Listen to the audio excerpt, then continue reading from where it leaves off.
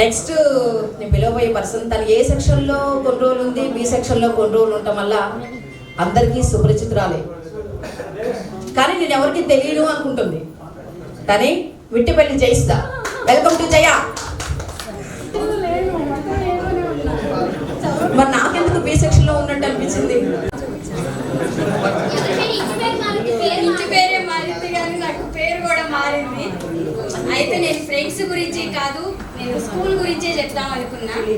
మాది పల్లిపాడు. మా ఊర్లో స్కూల్ 7th వరకే ఉంది. మా ఊరంతా ఆడపిల్లలే, అబ్బాయిలు చాలా తక్కువ మంది. అందరినీ చదివించాలి అన్న ఉద్దేశంతో భద్రయ్య గారు స్కూల్ పెట్టారు. ఆ బస్సు పెట్టడం వల్ల మా ఊర్లో ఉన్న పిల్లలందరూ ఆ స్కూల్కి వెళ్ళారు.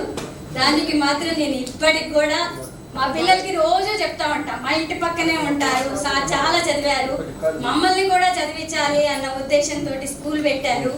మేము ఇంత చదువుకోగలిగాము అని చెప్పేసి నేనైతే ప్రౌడ్గా ఫీల్ అవుతా. ఆ స్కూల్లో చదివినందుకు కూడా నేను హ్యాపీనే.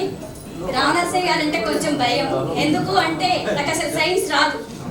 మిగిలిన సబ్జెక్టులన్నీ టాప్లోనే ఉండేదాన్ని, కానీ సైన్స్ వచ్చేసరికి 5 మార్కులు 6 మార్కులు వచ్చాయి.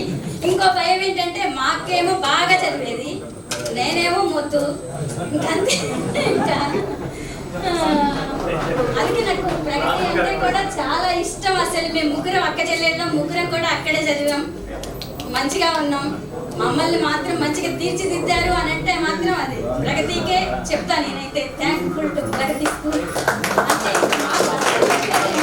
ఊరు అమ్మాయిలు మొత్తం డిగ్రీలు, బీటెక్లు, ఇప్పుడు అమెరికాలో అట్లనే ఉన్నారు. ప్రౌడ్ అసలు. థ్యాంక్స్ అండి అందరికీ, సార్లందరికీ.